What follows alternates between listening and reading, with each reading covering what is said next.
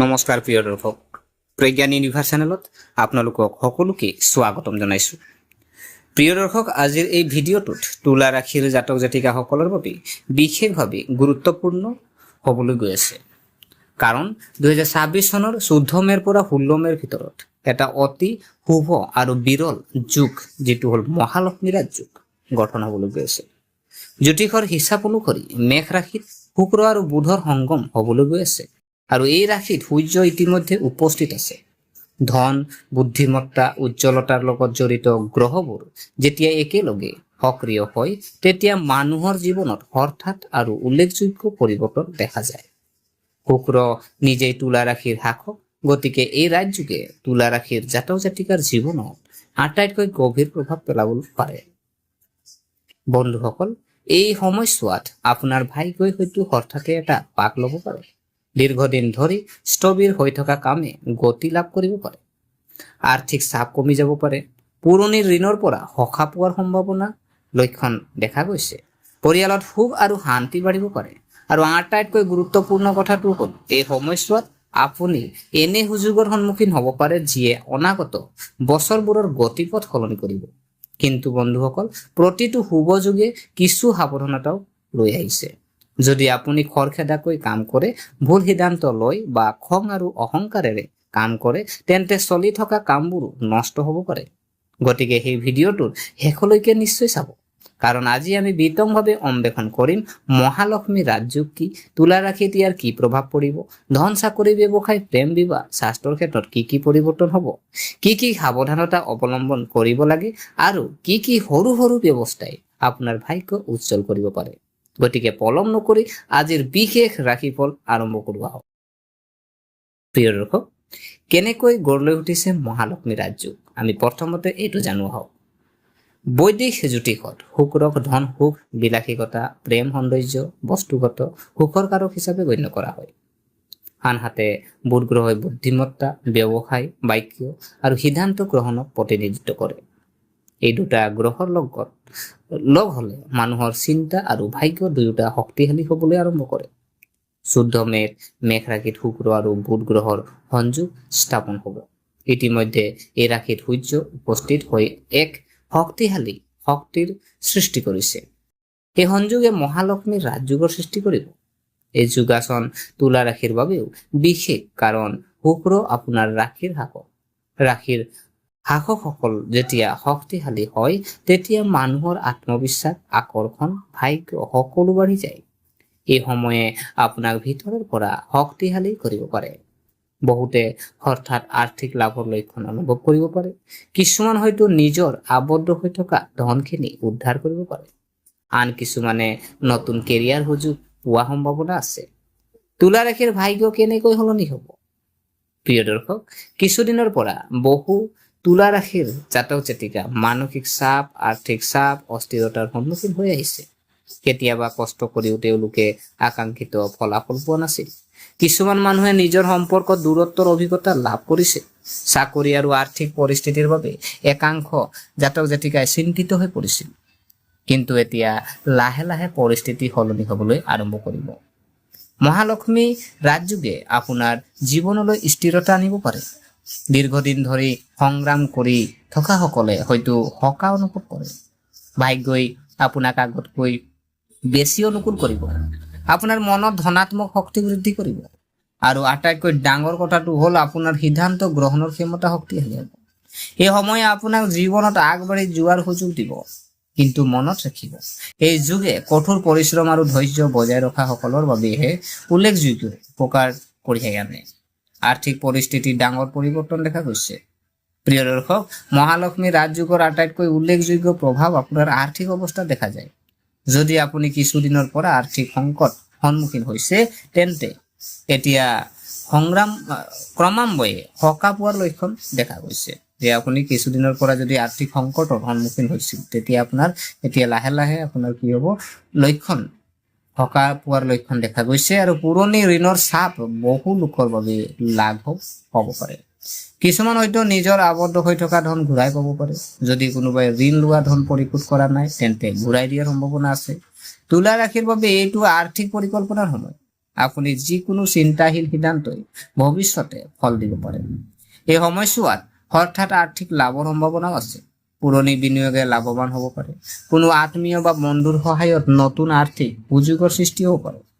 কিছুমানে বোনাছ বৃদ্ধি বা অতিৰিক্ত আয়ৰ উৎস লাভ কৰিব পাৰে। ব্যৱসায়ত জড়িত সকলৰ বাবেও সময় অনুকূল যেন লাগে। আপুনি নতুন ক্লায়েণ্ট বিচাৰি পাব পাৰে। পুৰণি পেণ্ডিং অৰ্ডাৰ সম্পূৰ্ণ হ'ব পাৰে। বজাৰত আপোনাৰ সুনাম বাঢ়িব পাৰে। কিন্তু বন্ধুসকল, ইয়াত এটা গুৰুত্বপূৰ্ণ সতৰ্কবাণী আছে। এই সময়ছোৱাত টকা নিশ্চয় আহিব, যদিও খৰচো বৃদ্ধি পাব পাৰে। দেখুৱাবলৈ বা খৰখেদাকৈ টকা খৰচ কৰিলে পিছত আক্ষেপ কৰিব পাৰে। গতিকে অপ্ৰয়োজনীয় খৰচ নিয়ন্ত্ৰণ কৰক। যিকোনো ডাঙৰ চুক্তি বা বিনিয়োগৰ আগতে ভালদৰে চিন্তা কৰক। আপোনাৰ চাকৰি আৰু কেৰিয়াৰত কি হ'ব? কেৰিয়াৰৰ ক্ষেত্ৰত তোলা ৰাখিৰ বাবে এই সময় অতি গুৰুত্বপূৰ্ণ হ'ব।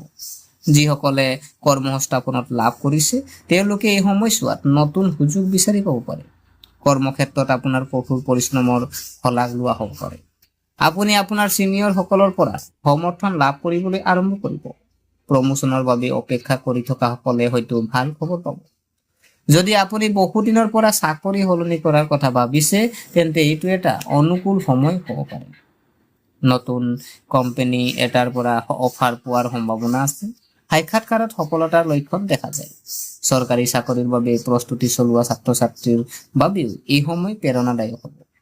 কঠোৰ পৰিশ্ৰম ফল ক্ৰমান্বয়ে দেখুৱাবলৈ আৰম্ভ কৰিব। সংবাদ মাধ্যম, ফেশ্বন, শিল্প, ডিজাইন, সৌন্দৰ্য, বিপণন, ছ'চিয়েল মিডিয়া বা যোগাযোগৰ লগত জড়িতসকলে বিশেষ লাভ দেখিব পাৰে। ব্যৱসায়ীসকলৰ বাবেও সময় ইতিবাচক। নতুন অংশীদাৰিত্ব গঠন হ'ব পাৰে। ব্যৱসায় সম্প্ৰসাৰণ সুযোগ আহিব পাৰে। অনলাইন ব্যৱসায়ৰ লগত জড়িতসকলে হঠাতে যথেষ্ট লাভ দেখা পাব পাৰে। কিন্তু বন্ধুসকল, অফিচৰ ৰাজনীতিৰ পৰা সাৱধান হওক। কাকো অন্ধভাৱে বিশ্বাস নকৰিব। আপোনাৰ পৰিকল্পনা সকলোৰে লগত শ্বেয়াৰ নকৰিব। প্ৰেম আৰু বৈবাহিক জীৱন, এতিয়া যদি চাওঁ আমি প্ৰেম আৰু বৈবাহিক জীৱন যদি চোৱা হয়, শুক্ৰক প্ৰেম আৰু সম্পৰ্কৰ কাৰক বুলি গণ্য কৰা হয়। গতিকে মহালক্ষ্মী ৰাজযোগৰ প্ৰভাৱ আপোনাৰ প্ৰেম জীৱনতো অনুভৱ কৰিব। যদি কিছুদিনৰ পৰা আপোনাৰ সম্পৰ্ক দূৰত্ব আছে তেন্তে এতিয়া উন্নতিৰ লক্ষণ দেখা গৈছে। স্বামী স্ত্ৰীৰ মাজত বুজাবুজি বাঢ়িব। পুৰণি ভুল বুজাবুজিৰ সমাধান হ'ব পাৰে। অবিবাহিত ব্যক্তিসকলে তেওঁলোকৰ জীৱনত বিশেষ ব্যক্তিৰ প্ৰৱেশৰ অভিজ্ঞতা লাভ কৰিব।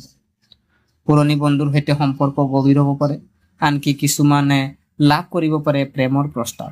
এই সময় বিবাহিত ব্যক্তিৰ বাবে সুখকৰ হ'ব পাৰে। ঘৰৰ পৰিৱেশ শান্তিপূৰ্ণ হ'ব। পৰিয়ালৰ সৈতে মানসম্পন্ন সময় কটাবলৈ সুযোগ পাব। কিন্তু বন্ধুসকল, এই সময়ত ইগো এৰাই চলাটো অতি গুৰুত্বপূৰ্ণ। সৰু সৰু কথাক তৰ্ক কৰিলে সম্পৰ্কৰ ক্ষতি হ'ব পাৰে। আপোনাৰ সংগীৰ অনুভৱ বুজাবলৈ চেষ্টা কৰক। পৰিয়াল আৰু ঘৰুৱা জীৱন তোলা ৰাখিসকলেও পাৰিবাৰিক জীৱনৰ উন্নতি দেখা পাব পাৰে। ঘৰত যিকোনো উত্তেজনা বা অশান্তি লাহে লাহে কমি যাব পাৰে। পৰিয়ালৰ সদস্যৰ মাজত সম্পৰ্কৰ উন্নত হ'ব। আপুনি আপোনাৰ পিতৃ মাতৃৰ পৰা সহায় লাভ কৰিব। কোনোবা শুভ অনুষ্ঠান যিহেতু ঘৰত হ'ব পাৰে। যদি আপুনি নতুন ঘৰ কিনাৰ কথা ভাবিছিল বা সম্পত্তিত বিনিয়োগৰ কথা ভাবিছিল তেন্তে সময় অনুকূল যেন লাগে। বাহন লাভ কৰাৰ সম্ভাৱনাও আছে। কিছুমান মানুহে ঘৰ সলনি কৰাৰ বা নতুন ব্যৱসায় আৰম্ভ কৰাৰ সুযোগ পাব পাৰে। আপোনাৰ স্বাস্থ্য কেনেকুৱা হ'ব? বন্ধুসকল, এই সময় স্বাস্থ্যৰ ক্ষেত্ৰত স্বাভাৱিকতকৈ ভাল হ'ব। মানসিক চাপ কমি গ'লে আপোনাৰ শৰীৰত ইতিবাচক শক্তি অনুভৱ কৰিব। কিন্তু কিছুমান জাতক জাতিকাই মূৰৰ বিষ, চকুৰ বিষ, ৰক্তচাপ বা পেটৰ সৰু সৰু সমস্যা অনুভৱ কৰিব পাৰে। গতিকে খাদ্য অভ্যাসৰ প্ৰতি বিশেষ গুৰুত্ব দিব। বেছিকৈ ভজা খাদ্য খোৱাৰ পৰা বিৰত থাকক। যথেষ্ট টোপনি লওক আৰু নিজৰ খং নিয়ন্ত্ৰণ কৰক। যোগ আৰু ধ্যান আপোনাৰ বাবে অত্যন্ত উপকাৰী হ'ব। ছাত্ৰ-ছাত্ৰীৰ বাবে কি কি লক্ষণ আছে? যদি চোৱা হয়, তুলা ৰাশিৰ ছাত্ৰ-ছাত্ৰীৰ বাবে এইবাৰ তেওঁলোকৰ কঠোৰ পৰিশ্ৰমৰ ফল কঢ়িয়াই আনিব পাৰে। আপুনি পঢ়া শুনাত মনোনিৱেশ কৰিব। একাগ্ৰতা বৃদ্ধি পাব। প্ৰতিযোগিতামূলক পৰীক্ষাৰ বাবে প্ৰস্তুতি চলোৱা ছাত্ৰ-ছাত্ৰীয়ে লাভ কৰিব পাৰে ইতিবাচক লক্ষণ। যদি আপুনি নতুন পাঠ্যক্ৰম বা দক্ষতা শিকিব বিচাৰে তেন্তে এইটো এটা ভাল সময়। ব্যৱসায়ীসকলৰ বাবে বিশেষ চিন। ব্যৱসায় জড়িত সকলৰ বাবে মহালক্ষ্মী ৰাজযোগ অত্যন্ত উপকাৰী বুলি প্ৰমাণিত হ'ব পাৰে। ব্যৱসায় উত্থান হ'ব পাৰে। নতুন গ্ৰাহক বিচাৰি পোৱা যাব পাৰে। পুৰণি পৰিকল্পনা সফল হ'ব পাৰে। যদি আপুনি নতুন ব্যৱসায় আৰম্ভ কৰিব বিচাৰে তেন্তে 14 মেৰ পৰা ষোল্লমেৰ ভিতৰত পৰিকল্পনা কৰাটো শুভ হ'ব, কিন্তু কোনো অংশীদাৰিত্ব লৰালৰি নকৰিব। নথি পত্ৰ ভালদৰে পঢ়ক, কোনবোৰ ভুলে ক্ষতি কৰিব পাৰে। বন্ধুসকল, প্ৰতিটো শুভ সময়ত কিছু সাৱধানতা অৱলম্বন কৰাটো গুৰুত্বপূৰ্ণ। খৰখেদাকৈ বিনিয়োগ নকৰিব, কাকো অন্ধভাৱে বিশ্বাস নকৰিব, সংগত সিদ্ধান্ত ল'ব নালাগে, দেখুৱাবলৈ টকা খৰচ নকৰিব, আনৰ কথাত নিজৰ লক্ষ্যৰ পৰা বিচলিত নহ'ব। সংযম বজাই ৰাখিলে এই সময় জীৱন সলনি কৰিব পাৰে। তুলা ৰাশিৰ বিশেষ প্ৰতিকাৰ যদি চাওঁ, এতিয়া মহালক্ষ্মী ৰাজযোগৰ দ্বাৰা সম্পূৰ্ণ লাভৱান হ'ব পৰা প্ৰতিকাৰৰ আমি কথা কওঁ।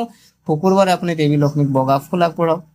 ওম শ্ৰী মহালক্ষ্মী নম মন্ত্ৰ 108 বাৰ আপুনি জপ কৰিব পাৰে। আটকজনক বগা বস্তু দান কৰক আৰু ঘৰ পৰিষ্কাৰ পৰিচ্ছন্নতা বজাই ৰাখক। শুকুৰবাৰে সুগন্ধি ব্যৱহাৰ কৰিব লাগে। এই প্ৰতিকাৰে শুক্ৰ গ্ৰহটো শক্তিশালী কৰি তুলিব আৰু আপোনাৰ জীৱনত সুখ আৰু সমৃদ্ধি বৃদ্ধি কৰিব। আগন্তুক দিনত কি হ'ব? প্ৰিয় দৰ্শক, 14 মে'ৰ পৰা আৰম্ভ হোৱা এই পৰিৱৰ্তন অনাগত সপ্তাহকেইটা ক্ৰমান্বয়ে নিজৰ প্ৰভাৱ দেখুৱাব পাৰে।